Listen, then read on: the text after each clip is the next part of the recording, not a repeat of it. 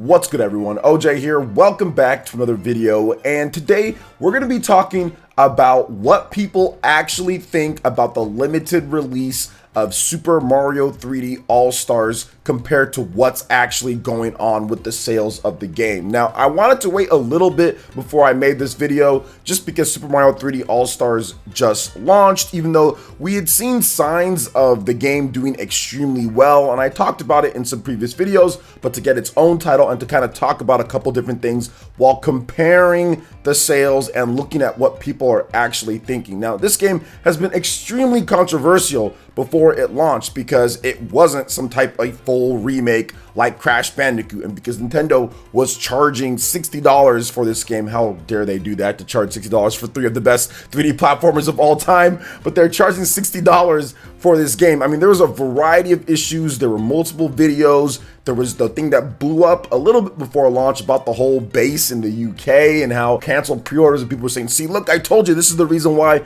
this is the worst idea in the world. But now that the game is actually out and people can actually see for themselves, there are like literally plenty of copies. There are like millions of copies everywhere. Walmart had tons of copies on store shelves. Obviously, Amazon UK has tons of copies. Amazon here in the US has tons of copies. Europe, Australia, everywhere has copies of this game. Nintendo printed a ton of these. It is not a scarce or rare game. If you go on eBay, people are trying to scalp the game, but it's impossible just because there's so many copies of the game that were shipped and restocked through Amazon and actually delivered for the most part. Some people had some issues with delivery, but Amazon, obviously COVID issues there. But I got my copies pretty much day one. There was no problem at all. I got them in the morning too, which was, crazy. Both of my copies that came in. Best Buy had tons of copies on store shelves and also to order online. So once the game actually came out, there wasn't any problem at all, and people who want to get the game have no problem picking it up. So I wanted to look at some of the sales here with the game, and it kind of shows you that people really actually do want something that's the shiny little object or limited or whatever the case is. People are responding in a completely different manner from what you would expect, considering all of the backlash online and all of the videos and all the stuff in terms of what people were saying and how this was going to be a problem, and there's already issues with that base UK retailer and all sorts of stuff. And it just goes to show you, like I said, people might say one thing online, but then actuality, what the public is saying or what's being bought and what people are reacting to is completely different, and you can't just brush aside that aspect in order to push one thing because you don't like how this one thing is done. It's always good to cover both sides when it comes down to it. So I'm looking at the Amazon bestsellers, and I'm looking at three different regions here that I can find that easily organize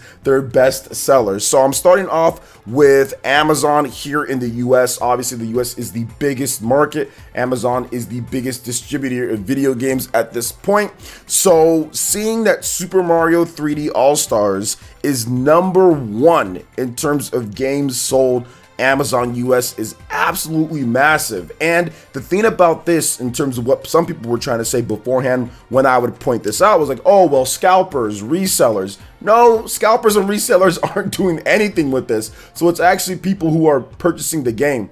I don't really think scalpers and resellers would be buying so many copies of this when they're not currently making a ton of money off of it online, unless they're trying to stock up and then have some type of investment for 5 years from now or something like that, or 10 years from now. That's fine, they can do that, but I think they're more worried about stocking up on the PlayStation 5 pre-orders and making money off of that and other things. So people are generally responding well to it, and they're willing to go out there and buy the game, and they feel that it's worth it when it comes to the money and what you get in there. Obviously not a perfect package, which we've talked about before, but you could have swore, based on how some people were characterizing this, that Nintendo literally did nothing to the games. They look horrible and they play like trash for the most part, but obviously that's not the case. Now on Amazon here in the US, once again, #1 bestseller over multiple other games that have been coming out as well. Heck, even if you look at the digital code for Super Mario 3D All-Stars, that's actually not too far down the line as well, just right behind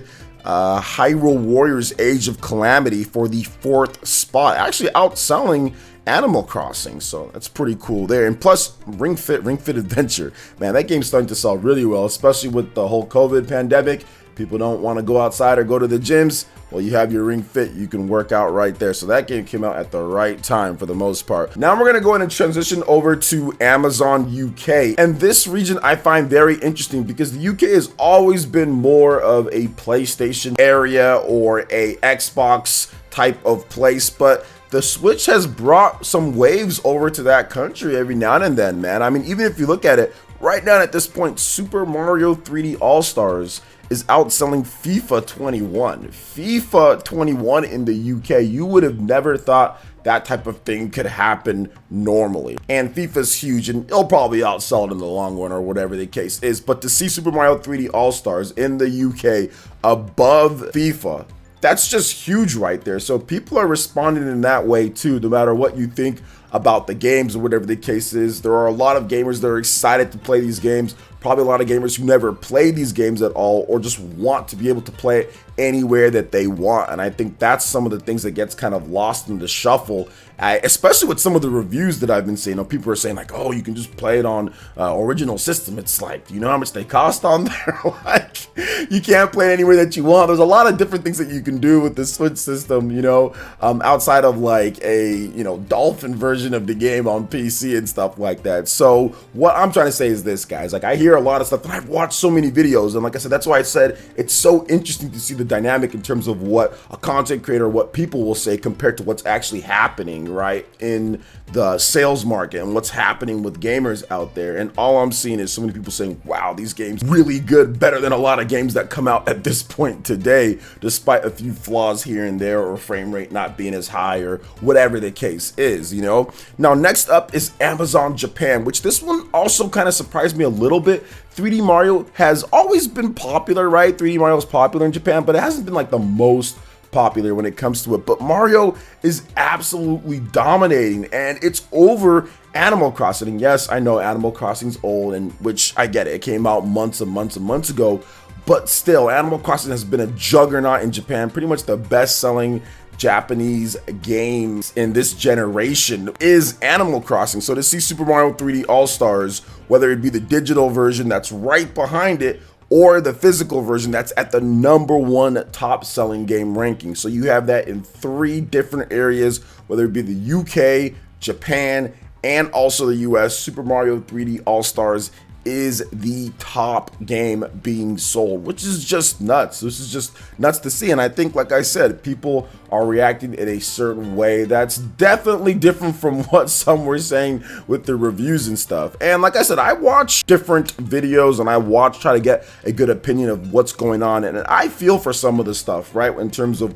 what the package could have done a little bit better and things like that. I definitely look at that and say, yeah, that's true. Definitely could add a little bit more like the concept art stuff behind the scenes, you know, could have cleaned up some of the stuff that was in the games and everything. But so far, I've been playing the game quite a bit myself. I've been playing a lot of Galaxy. I booted up Sunshine. I booted up Mario 64 to play through. And from what I've played, this is definitely, for me at least, the best way to play these games. And they're enhanced. They look a lot sharper. They look a lot better, especially on that Switch Lite screen. It looks really good. But even if you're to dock it and play it on a massive 4K TV, like I play it on my TV out in the living room just a little bit to capture some footage, and man, it looks great. On my monitor here in the office, it looks great as well. So it looks a lot better than I think some people were willing to give it credit for when they first saw it, when Nintendo first revealed it, because it wasn't a complete remake, right? So people were already upset with that. But when you actually get the game in your hands and you start playing, like I said, there are some things here and there that they could have spruced up or look a little bit better. But overall, man, it is still a great looking game, and the game's art style really holds up well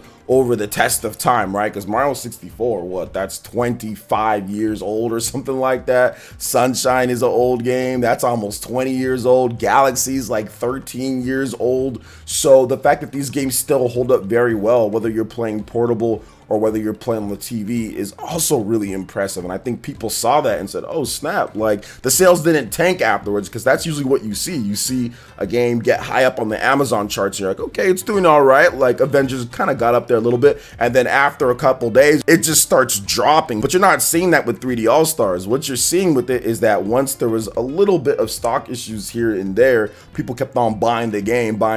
Once they restocked, bam, shot right back up to being a top spot, and it's continuing to go strong throughout the weekend. So that shows right there, despite all the anger over the limited release, people are saying, limited, I don't care, I'm here and I'm alive right now and I'm picking up this game and it's dope. So as long as you have copies for people that are current customers right now, then there's really no problem, it seems like. At least that's based off of these sales here. That's what I'm looking at. So what are you guys' thoughts on this? Let me know in the comment section below. All right, guys, that wraps it up for this video here. Check out the links in the description. We've got Twitter. Go and give us a follow on there. Stay up to date on all the latest gaming news and information. Also, make sure you like, comment, and subscribe, and share this video if you can. Thank you guys so much for watching, and we'll catch you for the next one. Peace.